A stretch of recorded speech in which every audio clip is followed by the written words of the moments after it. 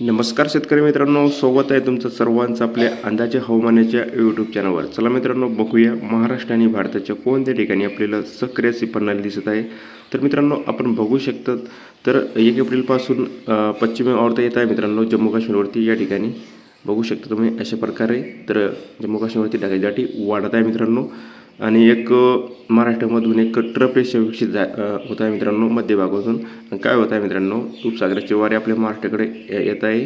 अरबी समुद्राचे वारेसुद्धा आपल्या महाराष्ट्राकडे येत आहे आणि उत्तरेकडचे थंडे वारेसुद्धा आपल्या महाराष्ट्राकडे येत आहे.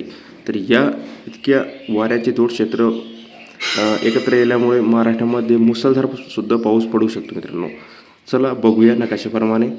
तर 1 April, 2 April, 3 April, 4 April, 5 April महाराष्ट्रामध्ये बहुतांश पट्ट्यामध्ये मुसळधार पाऊस पडण्याची शक्यता आहे मित्रांनो, गारपिटीसह. तर सर्वात आधी कोणत्या जिल्ह्यामध्ये जास्त पाऊस दिसत आहे आपल्याला? अहिल्याबाईनगर, छत्रपती संभाजीनगर, जालना, बीड, धाराशिव, सोलापूर, लातूर, नांदेड, परभणी, हिंगोली, वाशिम, अकोला, बुलढाणा, अमरावती, जळगाव, धुळे, नाशिक, पुण्याचे जे काही नगरचे साईडचे भाग, या ठिकाणी या मध्य भागामध्ये मुसळधार पाऊस पडण्याची शक्यता आहे पुढील 5 दिवसामध्ये. आणि महाराष्ट्राच्या इतर भागामध्ये हलक्या मध्यम पावसाची शक्यता असणार.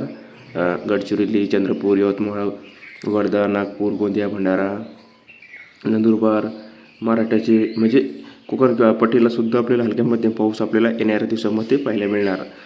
मात्र मराठवाड्यालगतवरती विदर्भाचे भाग आणि मध्य मराठ्याच्या भागामध्ये मुसळधार पाऊस पडू शकतो मित्रांनो, गारपिटीसह, वादळी वाऱ्यासह.